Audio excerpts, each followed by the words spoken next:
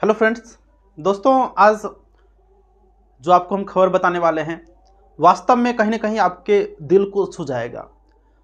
दोस्तों आपको बता दें कि सरकार का दिन प्रतिदिन जो रुतबा है, जो करतूत है, वह कहीं ज़्यादा बाहर निकल के आ रही है। ऐसे में हम स्पेशली बात करेंगे 7वीं चरण शिक्षक अभ्यर्थियों के लिए। साथियों, आप सभी को पता होगा कि आज से पहले जो छठा चरण का काउंसलिंग चल रहा था, उसके बाद जब संपन्न हो गई, सबको ज्वाइनिंग लेटर मिल गया, उसके बाद पेपर के माध्यम से और एक शिक्षा विभाग की ओर से लेटर पब्लिश किया गया था कि छठा चरण अंतिम रूप से पूर्ण रूप से समाप्त कर दिया गया है। तो ऐसे में आपको बता दें, आज सरकार के द्वारा, शिक्षा विभाग के द्वारा एक लेटर पब्लिश किया गया। हालांकि आपके पास लेटर पहुंच गया होगा, हम स्पेशली उस लेटर पर बात नहीं करेंगे, लेकिन 7वां चरण का जो हाल अभी आगे भविष्य दिख रहा है वह बहुत ही खतरा और ख़राब दिख रहा है।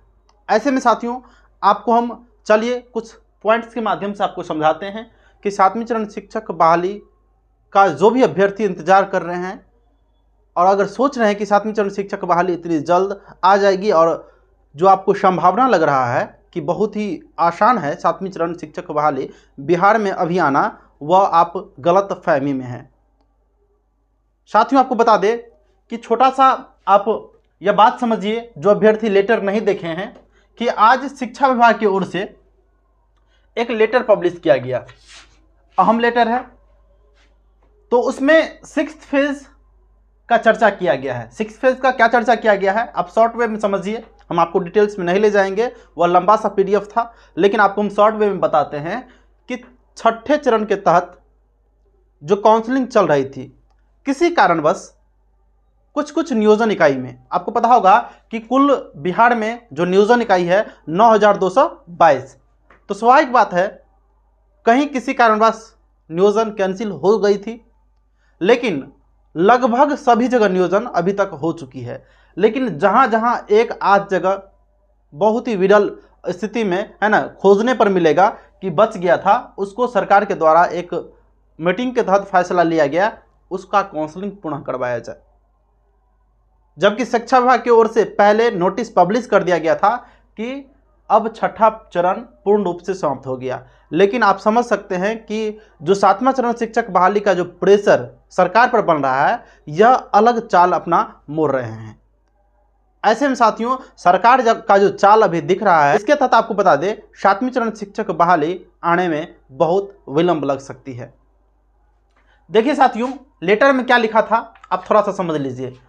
लेटर में लिखा गया था कि नगर निगम एवं प्रखंड नियोजन इकाई और आपको पंचायत नियोजन इकाई में जहां जहां काउंसलिंग अभी तक किसी कारणवश नहीं हुई है, वहां जो है नगर निगम एवं प्रखंड नियोजन इकाई में 17/3/2023 को 6 to 8 का काउंसलिंग होगा, और वही नगर निगम और प्रखंड नियोजन इकाई में 18/3 है ना 2023 को 1 to 5 का काउंसलिंग होगा, जो कि जिला मुख्यालय में होगा।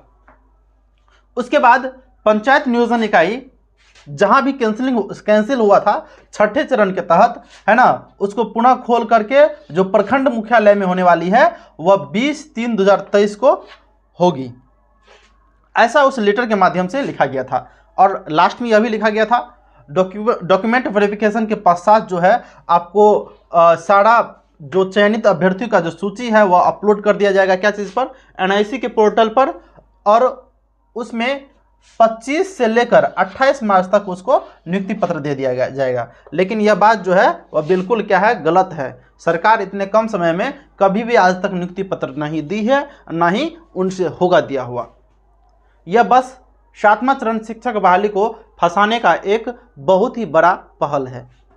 साथियों आप जागिए, आप जागिए। अभ्यर्थियों के का जो एक सपना है अभी 7वीं चरण, जो भी अभ्यर्थी सीटेड बीटेड पास है ना और STT पास है, वो आप भूल जाइए कि आपको 7वीं चरण शिक्षक बहाली बिहार में इतनी जल्द आएगी। इसके लिए साथियों आपको बता दें, 7वीं चरण शिक्षक बहाली सरकार का जो रवैया है उसके अनुसार आपको हम बता दें, वह चुनावी भेंट चढ़ चुकी है। चुनावी भेंट जैसे बकरा का बलि भेंट चढ़ता है ना, उसी प्रकार चुनावी भेंट चढ़ गया है। यह वोट बैंकिंग बन चुका है। हम जो भी बोलते हैं आपको परफेक्ट बोलते हैं, आपको बुरा लगे या आपको बकवास लगे, हम इस पर चर्चा नहीं करेंगे, लेकिन जो भी बोलते हैं परफेक्ट बोलते हैं। आप सीधा समझिए चुनावी भेंट चढ़ गई है। लेकिन इस चुनावी भेंट को उतारने के लिए है ना, और भी बहुत सारा ऐसा साधन है ना, बहुत सारा ऐसा तकनीक है जो केवल आप कर सकते हैं, उसके अलावा कोई नहीं कर सकता है। देखिए, आपको पता होगा कल कैबिनेट बजट सत्र के दौरान विजय कुमार चौधरी जो बजट पेश किए थे, उसमें बताए थे कि 9 से 12 तक का बहाली का चर्चा 7वीं चरण शिक्षक बहाली के तहत किए थे। लेकिन आपको पता होगा 1 to 8 का कोई चर्चा 7वीं चरण के तहत नहीं हुआ था। ऐसे में आप सभी को पता होगा कि 1 to 8 के अभ्यर्थी बहुत ज़्यादा हैं। अगर उनका जो भविष्य है उस पर पानी फिरता हुआ आपको सामने में दिख रहा है, फिर भी आप अगर घर में बैठे हैं तो आप गलत कर रहे हैं। हम यह नहीं बोल रहे हैं कि आप अभी तुरंत एक्शन ले लीजिए, लेकिन जो भी आंदोलन का पहल अपनाया जाता है ना, उसमें आप नहीं जाते हैं तो आप अपने पैर पर कुल्हाड़ी खुद मारते हैं। हो सकता है आपको यह वीडियो बकवास लग रहा होगा, लेकिन यह बात सत्य है, और सत्य थोड़ी सी कड़वी होती है। घर में बैठना आपके लिए आगे घातक साबित होगा। जिस प्रकार 1 to 8 का बहाली का चर्चा नहीं किया गया है, अब देख लीजिएगा, अगर आपके द्वारा आंदोलन में नहीं पहुंचा जाता है और एक सकारात्मक पहल नहीं अपनाया जाता है, तो आप यह समझिए कि 2024 से लेकर 25 तक सारी बहाली पूर्ण होगी। 2 से 3 साल का और गैप लग जाएगा।